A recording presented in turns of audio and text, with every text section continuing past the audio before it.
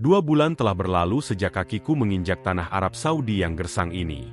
Debu dan terik matahari menjadi sahabat karib, mengeringkan setiap tetap kerinduan akan hawa sejuk kampung halaman. Di sini, aku, Agung, hanyalah sebuah nomor. Seorang TKI yang nasibnya digantungkan pada lembaran kontrak. Namun, takdirku berbeda. Aku bukan hanya bekerja di sebuah rumah, tapi di sebuah istana bergaya modern minimalis yang megah dan angkuh, milik Nyonya Zainab. Pagar tinggi berujung duri dan kamera pengawas yang setiap sudutnya mengintip, seakan menjerumuskan siapapun yang berani mengkhianati kepercayaan. Pukul 5 pagi, seperti ritual suci, aku menyentuh tanah. Aku adalah penguasa taman seluas 1000 meter persegi ini. Di sini, di antara rumput bermuda yang diimpor dan bunga jasmin yang wanginya menusuk kalbu, aku menemukan celah untuk bernapas. Bau tanah basah dan pupuk adalah mantra yang membawaku pulang, meski hanya sekejap. Tanganku yang kasar memegang sekop dan selang air adalah pengingat akan jati diriku yang sesungguhnya. Tapi siang hari, topeng harus dikenakan. Seragam lusuh berganti kemeja berkerah rapi.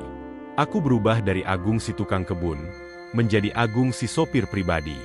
Siapkan mobil, Agung. Perintah itu, yang selalu datang melalui interkom, bagai pisau yang memutus hayalanku. Aku memegang kemudi mobil mewah, mengantar sang nyonya ke segala penjuru kota, namun terpenjara dalam gelembung kesepian. Di dalam mobil, kami adalah 2 dunia yang tak pernah bersentuh. Ia, Nyonya Zainab, duduk di belakang dengan aura tak tersentuh, mengenakan abaya termahal, matanya selalu tertuju pada ponsel atau jauh ke depan. Aku hanyalah bayangan, sopir yang harus tuli dan bisu. Namun, belakangan ini, keheningannya terasa berbeda. Lebih tebal, lebih berat. Aku menangkap kerutan di dahinya, tatapannya yang kerap kosong, seolah ia sedang menahan sebuah badai dahsyat sendirian.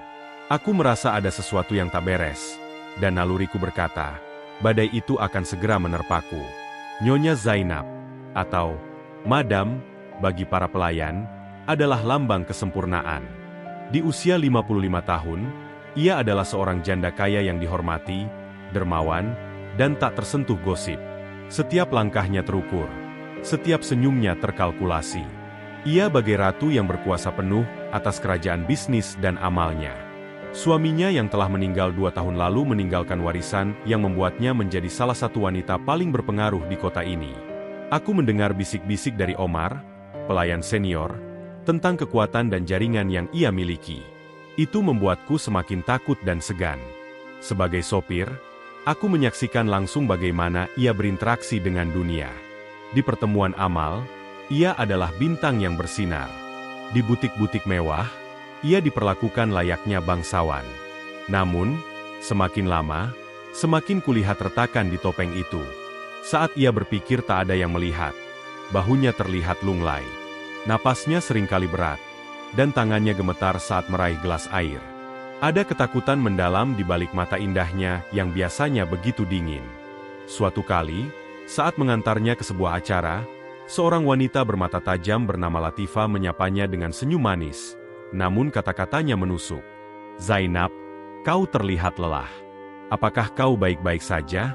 Jangan-jangan beban sebagai janda soleha itu terlalu berat. Aku melihat genggaman Zainab pada tasnya mengeras. Namun senyumnya tak goyah. Aku baik-baik saja, Latifah. Justru dalam kesendirian, aku menemukan kedamaian. Tapi aku tahu, itu adalah kebohongan. Kedamaian adalah hal terakhir yang ia rasakan. Pagi itu, nasibku berubah selamanya. Aku sedang memangkas semak mawar di dekat jendela ruang keluarga, ketika suara teredam dari dalam menyentakku. Itu suara Zainab. Bukan suara tegas yang kukenal, melainkan suara bergetar, penuh keputusasaan. Aku tidak tahu harus bagaimana lagi. Amir, dia menghilang. Tidak ada jejak. Isaknya menyayat. Kehamilanku ini akan menghancurkanku. Bukan hanya reputasiku, tapi segalanya. Warisan, yayasan, semuanya. Sekop di tanganku hampir terlepas. Hamil, Nyonya Zainab yang suci dan terhormat, jantungku berdebar kencang. Siapa Amir? Dan siapa pria yang berani meninggalkannya dalam keadaan seperti ini? Aku tahu risikonya. bisiknya putus asa. Tapi ini sudah terjadi. Aku hamil. Aku membeku. Rahasia sebesar ini adalah racun. Mendengarnya saja bisa membuatku hilang. Aku segera menjauh, berpura-pura tak mendengar apapun. Tapi kata-kata itu telah membakar pikiranku. Istana megah ini tiba-tiba terasa seperti penjara berlapis emas. Dan aku adalah tahanan yang tidak sengaja mendengar rencana eksekusi. Sore harinya, interkom berbunyi. Bukan perintah biasa. Suara Zainab terdengar parau, hampir memohon. Agung, tinggalkan pekerjaanmu. Temui aku di dalam. Sekarang. Darahku membeku. Ini saatnya. Aku melangkah menuju ruang tamu mewah yang selama ini hanya kulihat dari kejauhan, merasa seperti seorang penjahat yang menuju tempat eksekusinya. Setiap langkah terasa berat, membawaku lebih dekat ke takdir yang tak pernah kuminta. Ruangan itu begitu megah, namun hawa dinginnya menusuk tulang. Zainab duduk di sofa bludru, tapi ia bukan lagi ratu yang angkuh. Tanpa riasan dan abaya, ia tampak 10 tahun lebih tua, rapuh, dan hancur. Matanya merah. Duduk, Agung, katanya, suaranya serak. Aku duduk kaku, tanganku berkeringat. Aku tahu kau mendengar sesuatu pagi tadi. Ia memulai, menatapku dengan tatapan yang mengukur nyawaku. Jangan menyangkal. Itu tidak akan mengubah fakta. Aku hamil. Pengakuannya menggantung di udara, berat dan mematikan. Ia bercerita tentang pria itu, kekasih rahasianya yang telah menghilang bagai ditelan bumi. Lalu, ia bicara tentang kehancuran. Reputasinya yang akan hancur, yayasannya yang akan runtuh, dan dirinya yang akan dicap sebagai pelacur tua oleh masyarakat. Lalu, datanglah tawarannya. Sebuah kontrak dari neraka. Aku butuh seorang suami. Seorang ayah yang sah untuk anak ini. Katanya, suaranya tiba-tiba menjadi tegas. Seperti seorang pedagang yang menawarkan barang. Kau orang asing, tak punya masa lalu yang berbahaya di sini. Dan yang paling penting, kau butuh uang. Ia kemudian menyebut sebuah angka. Angka yang membuat napasku tercekat. Yang membuat duniamu berhenti berputar. 150 juta rupiah per bulan. Angka itu bergema di kepalaku. Itu bukan sekadar uang. Itu adalah penyelamat. Itu adalah rumah baru untuk orang tuaku, pendidikan untuk adik-adikku, kebebasan dari lilitan utang. Tapi itu juga harga untuk menjual jiwaku, untuk menjadi boneka dalam sandiwara najis. Aku akan menikahimu, ucapnya, kata-kata yang seharusnya suci, tapi terdengar seperti kutukan. Kau akan menjadi suamiku yang sah di mata dunia. Sebagai imbalan, kau mendapat uang itu, dan kita merahasiakan identitas ayah yang sebenarnya. Pergulatan batinku seperti dihantam badai. Di satu sisi, gambaranku tentang ayah yang membutuhkan operasi, adikku yang putus sekolah, dan atap rumah yang bocor. Di sisi lain, sisa-sisa harga diriku sebagai seorang lelaki. Akhirnya, air mata ibuku ditelepon tadi malam, yang bercerita tentang adikku yang terpaksa berhenti kuliah, menjadi pemenangnya. Dengan suara yang hampir tak terdengar, aku menjawab, aku setuju, Nyonya. Pada detik itu, Agung si tukang kebun mati. Yang lahir adalah Agung, suami bayaran. Pertemuan berikutnya lebih dingin dan lebih birokratis. Zainab telah kembali menjadi sang komandan. Di atas meja marmer, tergeletak selembar kertas kontrak. Aku tidak diizinkan memegang salinannya, hanya membacanya. Ini aturannya, Agung, katanya dengan suara datar. Pertama, pernikahan ini adalah sandiwara. Tidak ada berbagi kamar setelah malam pertama yang harus kita lakukan untuk pencitraan. Kedua, identitas ayah kandung adalah tabu. Kau tidak boleh bertanya atau menyelidiki. Ketiga, setelah bayi lahir dan diakui secara hukum, kita akan bercerai dengan damai. Setiap poin ia bacakan bagai menorehkan luka di jiwaku. Aku hanya bisa mengangguk, menelan semua penghinaan itu demi segepok uang yang bisa menyelamatkan keluargaku. Persiapan pernikahan berlangsung bagai badai. Aku dijejalkan ke toko-toko pakaian termahal, dijahitkan jas dan tobe putih yang mahal. Aku diajari etiket sosialita, cara berjalan, cara berbicara, dan yang paling sulit, cara memandang Zainab dengan cinta. Kami berlatih di ruang makan, dan tatapan kami kerap bertemu. Di balik ketegangannya, kulihat secercah harapan yang putus asa. Dan di balik ketakutanku, mungkin ia melihat kesetiaan yang terpaksa. Malam sebelum akad, aku berdiri di kamar baruku yang mewah, merasa seperti penipu. Aku menelepon ibu. Ibu, Agung akan kirim uang banyak Sun. Sangat banyak. Ibu dan bapak tidak akan susah lagi. Suaraku gemetar, menahan isakan. Mendengar suara bahagia ibuku, aku tahu aku telah menjual jiwaku pada harga yang tepat. Tapi, apakah jiwa yang telah terjual masih layak disebut jiwa? Hari H pun tiba. Aku berdiri di pelaminan, dikelilingi oleh wajah-wajah asing para elit Arab. Bisikan-bisikan penuh kecurigaan dan rasa ingin tahu memenuhi ruangan. Tatapan mereka menusuk, seolah bisa melihat kebohongan di balik pakaian mahalku. Saat Zainab muncul, semua terhipnotis. Gaun pengantinnya memesona, tapi matanya kosong. Ia memberiku senyum tipis, senyum yang hanya untuk kamera. Saat ia mendekat, tangannya yang dingin menyentuh lenganku. Sentuhan itu tak memiliki kehangatan, hanya janji transaksi yang mengikat. Akad nikah berlangsung cepat. Saat mengucapkan ijab kabul, suaraku terdengar mantap, tapi di dalam, jiwaku berteriak. Aku bukan hanya menikahi seorang wanita, tapi juga membeli dosa dan rahasianya. Di pesta, aku harus memainkan peran suami yang sedang dimabuk cinta. Aku menggandeng tangannya, tersenyum pada tamu, dan memandangnya dengan kekaguman. Latifah, wanita bermata tajam itu, kembali menghampiri. Selamat, Zainab. Aku tidak menyangka kau cinta lagi secepat ini. Katanya, matanya menyipit. Agung, pria beruntung. Pasti ada cerita menarik di balik pernikahan kilat ini. Zainab membeku. Aku segera mengambil alih.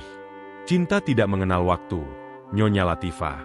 Kataku dalam bahasa Arab yang telah kupelajari, membuatnya terkejut. Ketika saya bertemu Zainab, saya melihat jiwa yang indah, bukan hartanya. Dan saya berjanji akan melindunginya dan anak kami dengan nyawa saya. Kata-kataku, yang seharusnya palsu, terdengar begitu tulus bahkan bagiku sendiri. Latifah terdiam, lalu pergi dengan senyum palsu. Zainab menatapku, ada kelegaan dan sesuatu yang lain di matanya, sebuah pengakuan diam-diam. Tapi, di balik semua kemewahan dan senyuman, aku merasa seperti sedang menari di atas panggung, dengan ratusan pasang mata mengawasi, siap menertawakanku jika satu langkah saja salah. Begitu pintu mobil tertutup setelah pesta, topang itu runtuh. Zainab bersandar di kursi, wajahnya pucat dan lelah. Kau melakukannya dengan baik, Agung. Bisiknya, sebuah pujian yang terdengar seperti laporan kinerja. Kami memasuki rumah, yang kini secara hukum adalah rumah kami. Suasana berubah mencekam. Kami bukan lagi pasangan mempelai, tapi dua orang asing yang terikat kontrak. Di kamar tidur mewah yang lebih besar dari seluruh rumahku di kampung, Zainab langsung mengambil bantal dan meletakkannya di tengah tempat tidur king size. Ini pembatas kita, katanya dengan suara datar. Aturannya tetap, tidak ada sentuhan, tidak ada keintiman. Ini bisnis. Aku hanya bisa mengangguk. Aku berbaring di sisi tempat tidur, menatap langit-langit tinggi. Wanita yang secara hukum adalah istriku, yang sedang mengandung anak orang lain, tidur hanya beberapa senti dariku, namun terasa sejauh bintang. Tidak ada obrolan mesra, tidak ada kehangatan. Hanya deru AC dan detak jam dinding yang mengiringi kesepian kami. Aku memejamkan mata, berusaha memikirkan keluarga di kampung. Ini untuk mereka, bisikku dalam hati. Tapi, di kegelapan, suara hati kecilku berbisik, apakah dengan menjual jiwamu, kau benar-benar bisa menyelamatkan mereka? Malam itu adalah malam terpanjang dalam hidupku. Aku terbangun dengan perasaan hampa, seperti bagian terpenting dari diriku telah dicabut dan dijual. Hidupku kini terbelah secara nyata. Pagi hari, aku masih Agung si tukang kebun. Aku mengenakan seragam lusuh, menyentuh tanah, dan merasakan keringat asli di pelipis. Itu adalah satu-satunya saat aku merasa menjadi diriku sendiri. Tapi pada pukul 10, transisi harus terjadi. Aku mandi, mengenakan pakaian mahal, dan berubah menjadi Agung, suami Nyonya Zainab. Aku harus membukakan pintu mobil, menanyakan, bagaimana tidurmu, sayang, dengan suara lembut, dan berjalan di sampingnya dengan penuh kebanggaan di tempat-tempat elit. Pelayan lain, termasuk Omar, kini memperlakukaniku dengan campuran rasa hormat dan sinis. Kau tidak perlu lagi bekerja kasar, Tuan Agung, katanya suatu pagi. Aku hanya tersenyum getir.